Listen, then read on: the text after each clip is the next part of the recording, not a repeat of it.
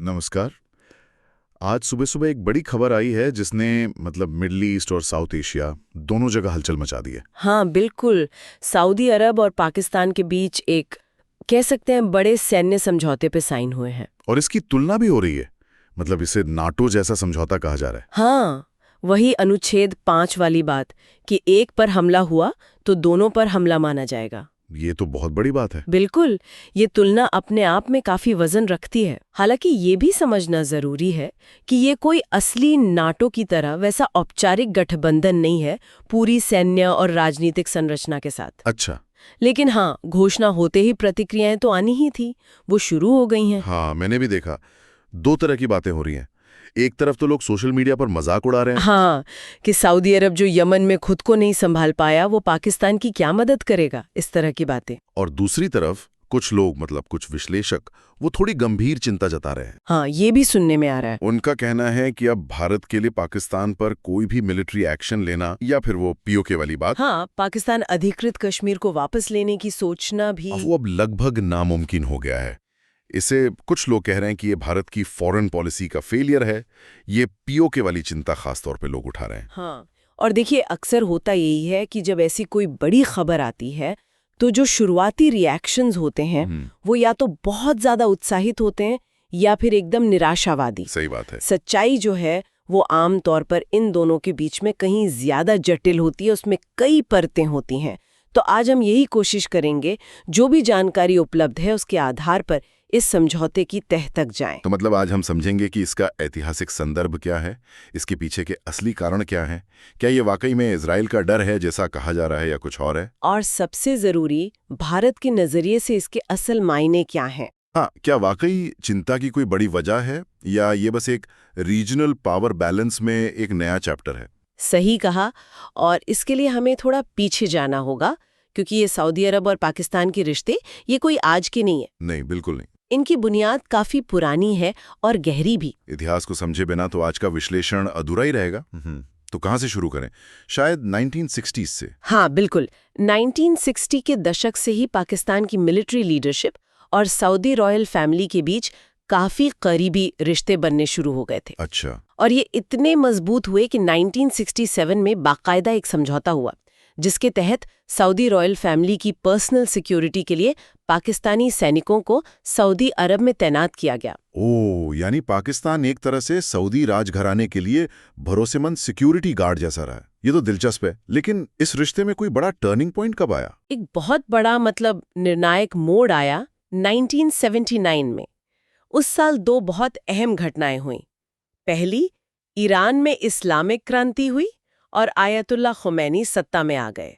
हाँ, वो तो ऐतिहासिक घटना थी। और खुमैनी ने आते ही सिर्फ वेस्टर्न प्रभाव को नहीं नकारा बल्कि खाड़ी की जो अरब राजशाहियां थीं उनको भी उखाड़ फेंकने का खुला आह्वान कर दिया। जाहिर है इससे सऊदी अरब और बाकी गल्फ देशों में तो खलबली मच गई हुई। बिल्कुल। सऊदी रॉयल फैमिली जो अपनी सत्ता और स्थिरता को लेकर हमेशा से बहुत सेंसिटिव रही है वो बुरी तरह डर गई। उन्हें लगा कि ईरान की क्रांति उनके दरवाजे तक आ सकती है। तो उन्होंने क्या किया? इसी डर के रिएक्शन में उन्होंने एक बड़ा दाव खेला। उन्होंने इराक के शासक सद्दाम हुसैन उनको ईरान पर हमला करने के लिए उकसाया। और सिर्फ उकसाया ही नहीं, शायद बहुत बड़ी आर्थिक मदद भी दी थी। हाँ, रिपोर्ट्स तो यही कहती हैं। कहते हैं कि उस वक्त सऊदी अरब ने सद्दाम हुसैन को लगभग $20 बिलियन इतनी भारी भरकम रकम दी थी। 20 बिलियन उस जमाने में? हाँ, मकसद साफ था, सद्दाम ईरान को हराएं और खुमैनी के शासन को खत्म कर दें ताकि सऊदी राजशाही पर जो खतरा मंडरा रहा है वो टल जाए। लेकिन इतिहास तो कुछ और बताता है। ईरान इराक युद्ध जो 1980 से 88 तक चला वो सद्दाम या सऊदी की उम्मीदों पर खरा नहीं उतरा। सद्दाम जीत तो नहीं पाए। बिल्कुल नहीं। युद्ध बहुत लंबा खिंचा, दोनों तरफ भयानक तबाही हुई, लेकिन ईरान ने डटकर मुकाबला किया। सद्दाम की जीत की कोई सूरत नजर नहीं आई, बल्कि हुआ ये कि ईरान का क्षेत्रीय प्रभाव कम होने के बजाय और बढ़ने लगा। तो सऊदी का डर तो और बढ़ गया होगा। हाँ, अब सऊदी अरब को एक नया डर सताने लगा कि कहीं ईरान इराक से निपटने के बाद सीधा उन पर ही हमला ना कर दे। तो इस बढ़ते ईरानी खतरे के जवाब में सऊदी ने फिर पाकिस्तान की तरफ देखा होगा। एकदम। इसी डर के माहौल में 1980 और 1988 के बीच सऊदी अरब ने पाकिस्तान के साथ एक सीक्रेट डिफेंस पैक्ट किया, मतलब एक गुप्त रक्षा समझौता। ये पब्लिक नहीं था, लेकिन इसका निचोड़ वही था, अगर सऊदी अरब पर बाहर से हमला होता है तो पाकिस्तान उसकी रक्षा के लिए आगे आएगा। गुप्त समझौता, इसका मतलब जमीन पर क्या हुआ? क्या फिर से पाकिस्तानी सैनिक सऊदी गए? हाँ, इसी गुप्त व्यवस्था के तहत हजारों की संख्या में पाकिस्तानी सैनिक बड़े गुपचुप तरीके से सऊदी अरब में तैनात किए गए। अच्छा। और इन सैनिकों का सारा खर्चा सऊदी सरकार उठाती थी, और ये तैनाती सऊदी सुरक्षा की गारंटी मानी जाती थी। तो आप देख रहे हैं, एक पैटर्न साफ दिख रहा है। हाँ, बिल्कुल। जब भी सऊदी अरब को अपनी सुरक्षा पर गंभीर खतरा महसूस होता है, वो मिलिट्री मदद के लिए पाकिस्तान का दरवाजा खटखटाता है। और ये पैटर्न तो हाल के सालों में भी दिखा है ना? जब यमन का संकट गहराया था तब भी कुछ ऐसा ही हुआ था। हाँ, 2014-15 में ये पैटर्न फिर से दोहराया गया। यमन में क्या हुआ कि ईरान समर्थित हूती विद्रोही हैं। हाँ, जो शिया ज़ैदी मुस्लिम समूह है। बिल्कुल। उन्होंने राजधानी सना पर कब्जा करके सऊदी समर्थित सरकार का तख्ता पलट कर दिया। हूतियों ने न सिर्फ यमन पर कंट्रोल किया, बल्कि सऊदी अरब को सीधी धमकी भी दी। और इसके जवाब में सऊदी ने एक बड़ा मिलिट्री कोalition बनाया था। हाँ, सऊदी अरब ने यूएई, कतर, कुवैत, मिस्र जैसे कई सुन्नी मुस्लिम देशों को साथ लिया और एक विशाल Islamic military counter terrorism कोalition IMCTC बनाने की घोषणा की। मकसद था हूतियों को पीछे धकेलना और यमन में अपनी पसंद की सरकार वापस लाना। और इस गठबंधन सेना की कमान किसे दी गई थी, ये भी बड़ा दिलचस्प था। हाँ, बिल्कुल। कमान सौंपी गई पाकिस्तान के तत्कालीन सेना प्रमुख जनरल राहिल शरीफ को, जो उसी समय रिटायर हुए थे। अच्छा, हाँ। तो ये एक बार फिर पाकिस्तान की मिलिट्री अहमियत को दिखाता है। लेकिन नतीजा क्या हुआ? नाकाम रहा वो गठबंधन। बुरी तरह नाकाम रहा। दर्जनों देशों के संसाधन, पैसा, हथियार सब झोंक दिया, लेकिन ये गठबंधन यमन में हूती विद्रोहियों को हरा नहीं पाया। और इस नाकामी का जिम्मेदार भी काफी हद तक जनरल राहिल शरीफ के नेतृत्व को माना गया। हाँ, कई रिपोर्ट्स में कहा गया कि वो इतने बड़े और अलग अलग देशों वाले गठबंधन को ठीक से डायरेक्ट नहीं कर पाए। कोऑर्डिनेशन की कमी रही और गठबंधन अपने लक्ष्य हासिल नहीं कर सका। और आज देखिए, स्थिति ये है कि हूती विद्रोही पहले से कहीं ज्यादा मजबूत नजर आ रहे हैं। कितने मजबूत? मतलब क्या वो अब भी सऊदी के लिए सीधा खतरा बने हुए हैं? खतरा कम नहीं हुआ है, बल्कि शायद बढ़ गया है। अभी हाल में जो इजराइल गाजा संघर्ष हुआ, उस दौरान हूतियों ने लाल सागर में जहाजों पर हमले किए। हाँ, वो तो बड़ी खबर थी। और यहाँ तक कि इजराइल तक मिसाइलें दागने की क्षमता दिखाई।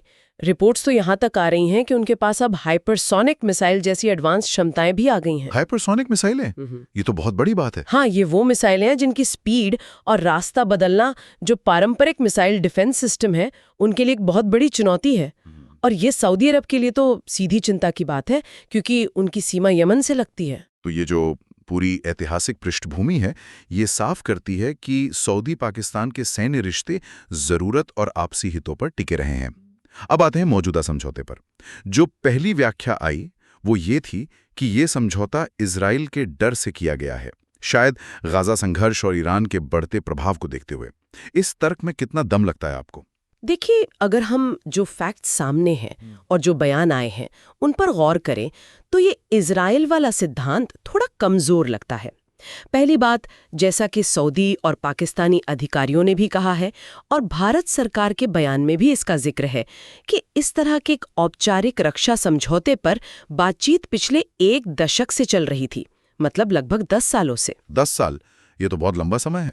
और इन 10 सालों में तो मिडल ईस्ट में बहुत कुछ बदल गया। बिल्कुल। इसी दौरान अब्राहम अकॉर्ड्स हुए, वो ऐतिहासिक समझौते जिनमें यूएई, बहरीन जैसे सऊदी के करीबी सहयोगी देशों ने इजराइल के साथ रिश्ते सामान्य किए। सही कहा। तो अगर इजराइल ही मुख्य चिंता होता तो क्या ये बातचीत तब आगे बढ़ती या सऊदी अब्राहम अकॉर्ड्स का समर्थन करता?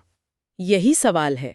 अगर सऊदी अरब वाकई इजराइल से किसी बड़े खतरे की आशंका में होता तो शायद वो अब्राहम अकॉर्ड्स को सपोर्ट करने के बजाय पाकिस्तान के साथ रक्षा समझौता बहुत पहले ही कर चुका होता। लेकिन ऐसा नहीं हुआ, तो इससे लगता है कि समझौते की मुख्य वजह शायद कुछ और है। तो फिर असली वजह क्या हो सकती है? क्या ये फिर से वही यमन वाला एंगल है, हूती विद्रोही? ऐसा लगता है कि हूती खतरा इस समझौते के पीछे एक ज्यादा तात्कालिक और ठोस कारण है, जिस पर शायद उतना ध्यान नहीं दिया जा रहा जितना इजराइल वाले एंगल पर दिया गया।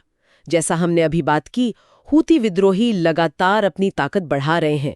सऊदी अरब, अमेरिका, यहाँ तक कि इजराइल की बमबारी भी उन्हें रोक नहीं पाई है। और सऊदी अरब के लिए ये खतरा सिर्फ सीमा पार से हमलों का नहीं है, मतलब उनकी अपनी कुछ कमजोरियां भी हैं। आवा की मतलब लड़ने वाले प्रशिक्षित सैनिक। सऊदी सेना बड़ी तो है, लेकिन यमन जैसे मुश्किल मोर्चे पर जमीनी लड़ाई लड़ने और जीतने की उसकी क्षमता पर सवाल उठते रहे हैं। अच्छा। दूसरी तरफ हूतियों के पास एक बड़ी, अनुभवी और मोटिवेटेड सेना है। और सिर्फ सेना ही नहीं, उनकी लोकेशन भी सऊदी के लिए चिंता की बात है। हाँ बिल्कुल, हूतियों का कंट्रोल यमन के उस हिस्से पर है जिसकी लंबी सीमा सऊदी अरब से लगती है।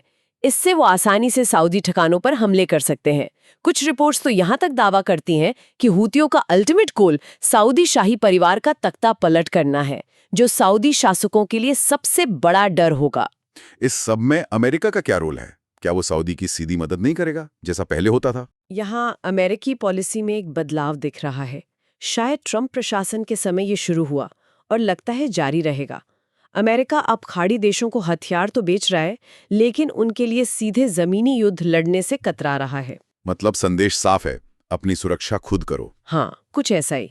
अपनी सुरक्षा की जिम्मेदारी खुद उठाओ। तो सऊदी को ये लग रहा होगा कि अगर हूतियों या ईरान से कोई बड़ा संकट आया तो अमेरिकी सैनिक शायद बचाने नहीं आएंगे। ऐसी आशंका तो जरूर होगी। और हूती विद्रोही या उनके समर्थक जैसे ईरान, वो इस स्थिति को एक गोल्डन चांस की तरह देख सकते हैं। उन्हें लग सकता है कि अगले कुछ सालों में जब अमेरिका अपनी अंदरूनी या दूसरी ग्लोबल चुनौतियों में उलझा हो, तब सऊदी पर दबाव बनाने का सही समय है, क्योंकि अमेरिकी दखल की संभावना कम होगी। और ईरान भी शायद इसी रणनीति पर काम कर रहा है, ज्यादा फोकस हूतियों पर।